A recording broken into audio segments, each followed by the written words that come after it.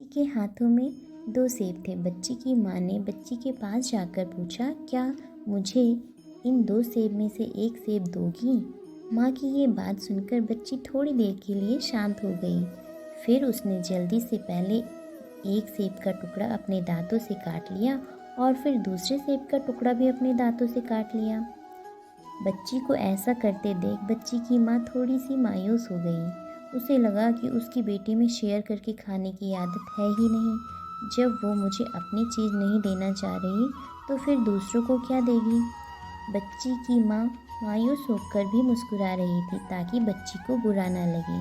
तभी अचानक बच्ची ने उन दो सेब में से एक सेब अपनी माँ की ओर बढ़ाते हुए कहा, मम्मी आप ये वाला सेब खाओ क्योंकि ये ज़्यादा मीठा है।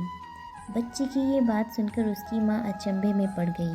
वो सोचने लगी कि अभी क्षण भर पहले वो अपनी बेटी के लिए कितना बुरा सोच रही थी कि उसमें शेयर करके खाने की आदत ही नहीं है। लेकिन ऐसा नहीं है, उसकी बेटी तो अपनी माँ के लिए बहुत ही ज़्यादा केयरिंग है। तभी तो उसने खुद खाकर फिर ज़्यादा मीठे वाला सेब अपनी माँ को खाने के लिए दिया। दोस्तों, इस कहानी में हमें यह शिक्षा मिलती है कि अक्सर हम जल्दबाजी में दूसरों के प्रति जैसी अवधारणा बना लेते हैं वैसा होता नहीं है। कई बार लोग हमारे सोचने के बिल्कुल विपरीत होते हैं। इसलिए हमें कभी भी जल्दबाजी में आकर किसी के लिए कोई भी अवधारणा नहीं बनानी चाहिए, क्योंकि कभी कभी जो दिखाई देता है वो सच्चाई नहीं होती।